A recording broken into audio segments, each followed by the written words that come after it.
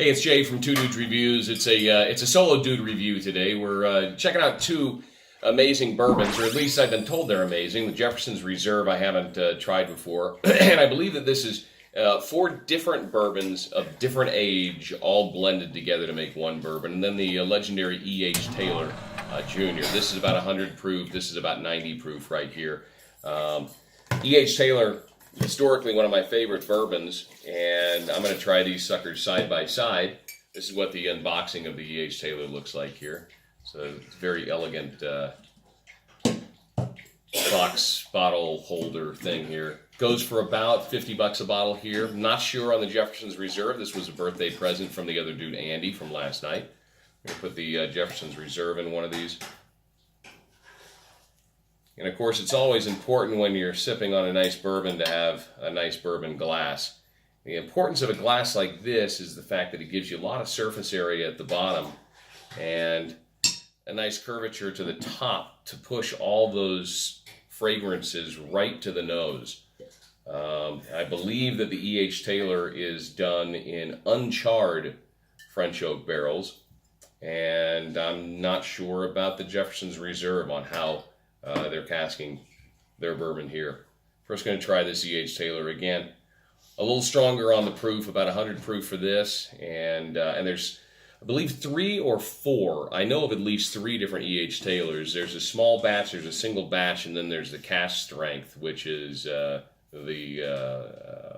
biggest of all 3 of them that I've tried.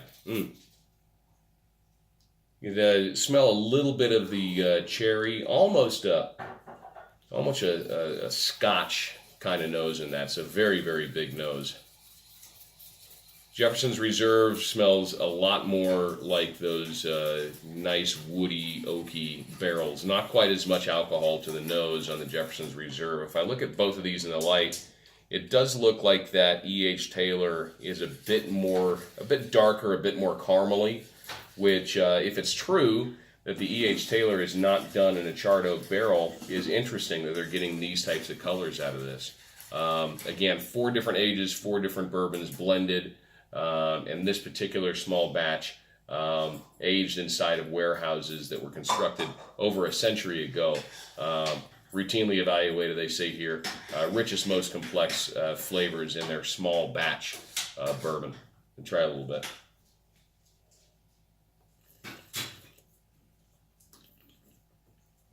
Much like wine, it's important to slurp a little bit, get some of that oxygen in the mouth, and also roll that all around your mouth to get a full mouthfeel on the bourbon here. It's a hot, big bourbon.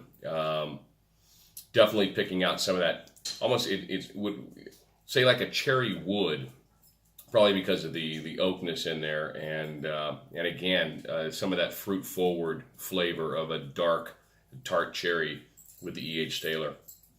And it is a hot bourbon. It finishes very, very strong. And a nice lingering finish. I mean, I'm still feeling that and tasting it all the way through. For the sake of not having a 30-minute long video, try this Jefferson's Reserve. Just on the nose, a little bit sweeter, not as much alcohol coming to the front of the nose.